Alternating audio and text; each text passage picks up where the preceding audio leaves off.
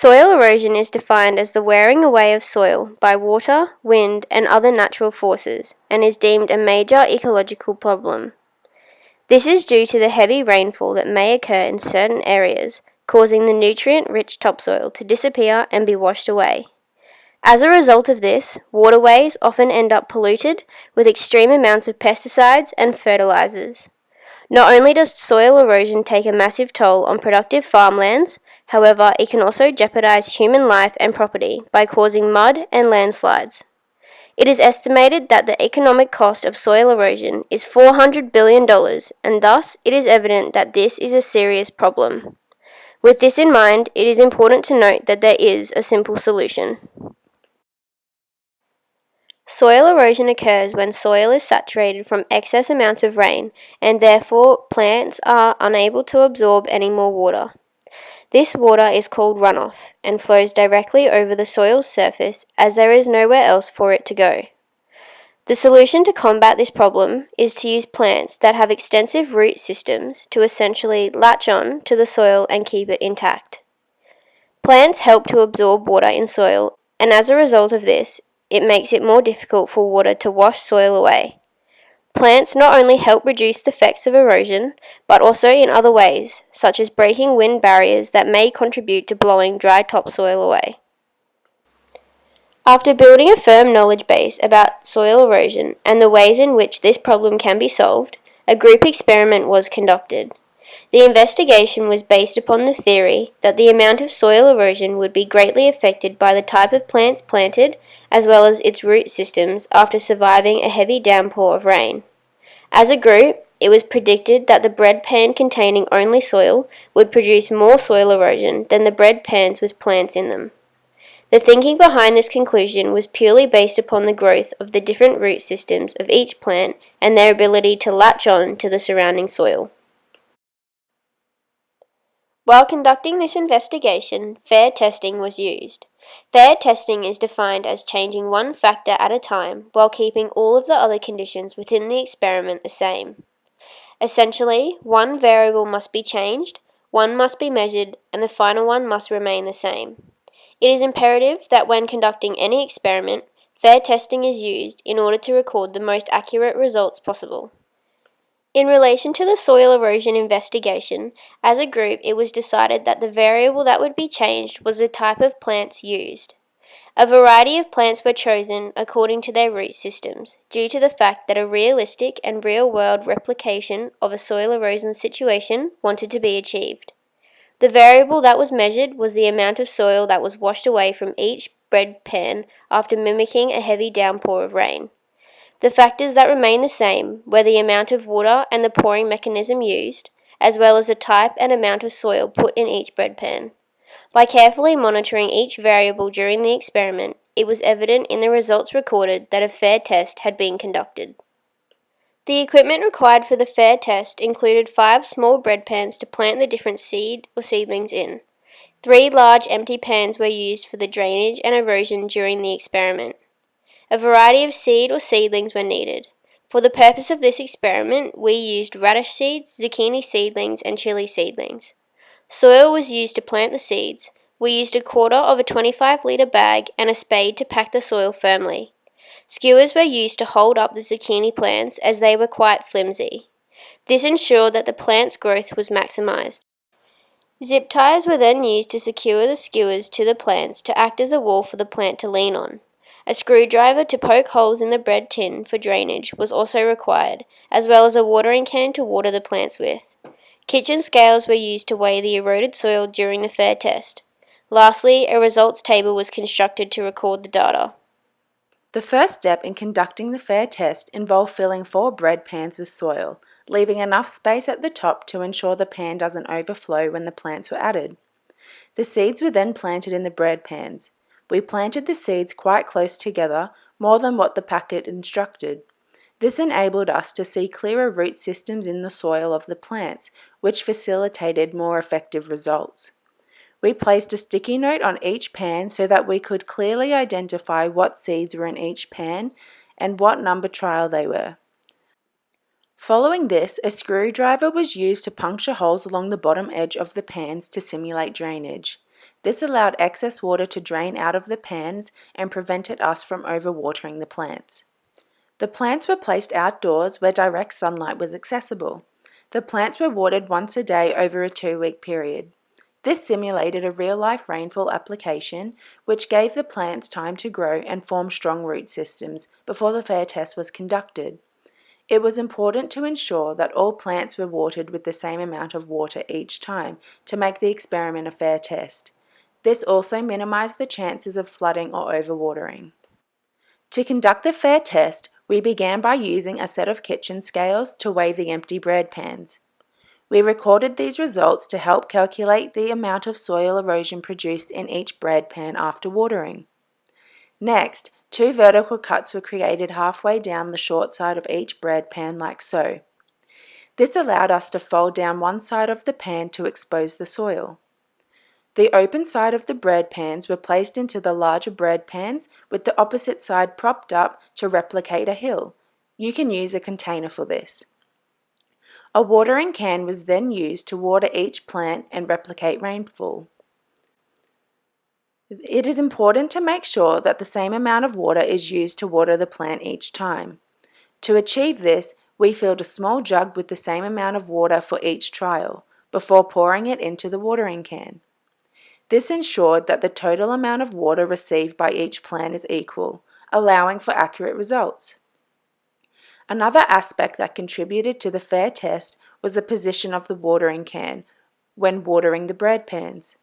The watering can was held up at the same height each time, high enough to ensure the water lands directly on the entire pan at once. This simulates even rainfall across the entire area. Furthermore, the amount of time the plants were watered for was also considered to ensure each trial was equally tested. We completed this by counting to 5 each time. Mississippi 2, Mississippi 3, Mississippi 4, Mississippi 5, Mississippi.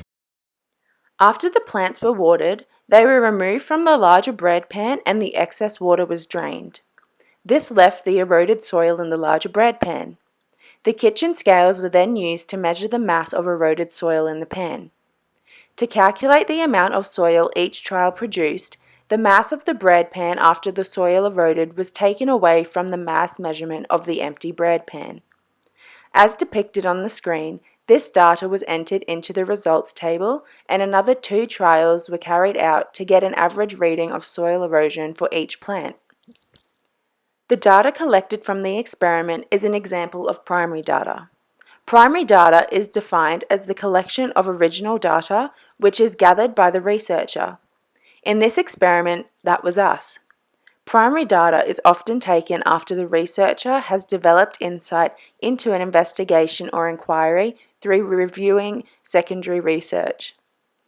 As depicted on the screen, the table presents primary data collected from the FAIR test. A bar graph has been constructed using the results from the investigation to depict a visual representation, which is evident on the screen. To understand why plants and seeds react differently when watered, we had to investigate each plant's root system. All plants have a root system. They are unseen and buried beneath the soil. Plant roots perform functions that are necessary to a plant's life. The roots collect water and nutrients for the plant and secure it to the soil. There are 2 basic types of root systems. One type is taproot, which grows vertically and has lateral branches.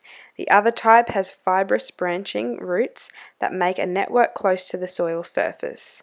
Some plants have either a taproot or fibrous roots, and some plants combine the 2 systems. All seeds and plants used in the FAIR test have a taproot root system. The growth and positioning of the lateral branch roots determine the strength of the root system.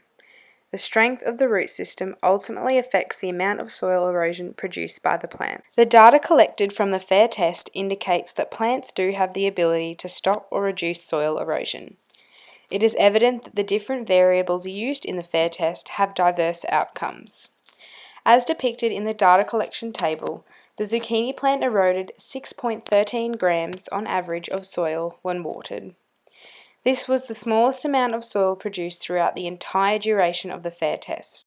In comparison, the bread pan with no seeds produced a gigantic 19.1 grams on average of soil when watered. Consequently, our prediction of the FAIR test was supported, and it is evident that plants containing stronger root systems produce less soil erosion. Furthermore, the radish and chili seedlings produced approximately 12 grams of soil on average when watered. The soil evident at the end of these two trials was greater than the soil that eroded from the zucchini plants, however was less than the soil produced from the plantless bread pans. This is because the radish and chili seeds had formed weaker root systems, allowing the lateral branches to latch onto a minimal amount of surrounding soil, in comparison to the plantless bread pans which had no root system for the soil to cling onto. Before conducting the FAIR test, we cut open one side of each plant's bread pan to conduct visual observations of the root systems. The root system of the zucchini was dense. The soil was very firm and it clung to the roots of the plant. When the plant was watered, the roots absorbed the water and held the soil in place. The strong root system therefore makes it harder for the water to wash the soil away and limits erosion.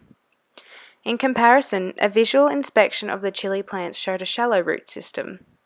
Consequently, when the chili seeds were watered, the water struggled to stick to the soil and roots. The less dense root system resulted in an increase in the amount of soil erosion. Research has shown that the organic soil is beneficial for chili plants as it keeps the soil damper for longer periods of time. The content covered in this research investigation aligns with the Year 4 content descriptor, Changes in the Earth's Surface. This is found in the science strand of the Australian curriculum. An investigation requires students to conduct a FAIR test and provides both visual and hands-on experiences. In a classroom environment, the students would plant the seeds, water them, and record data about their growth on a weekly basis to develop additional science concepts. When conducting the FAIR test, the teacher would set the plants up at the front of the classroom so all students could visually see. First, the teacher would demonstrate how to correctly water the plants and record the soil erosion data. After this demonstration, the students might water the remaining seeds in small groups. To conclude the lesson, the teacher might facilitate a discussion on the results from the FAIR test. In addition, a research-based project could be given to students to learn about plant root systems prior to the FAIR test so that students can develop a basic understanding of these science concepts before participating in the experiment.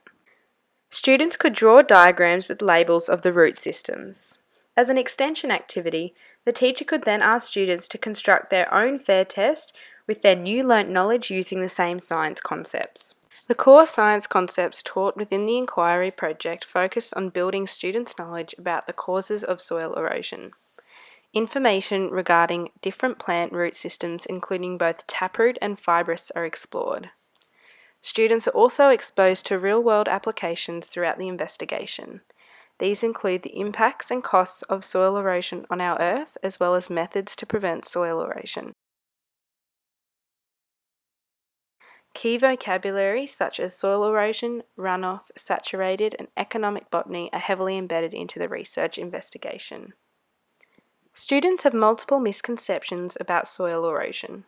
Some students think that soil erosion is the process by which weathered particles are deposited into a new location.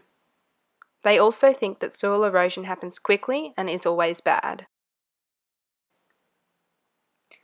Overall, this science inquiry investigation is an engaging way to teach primary school students real-world science concepts such as the erosion of soil.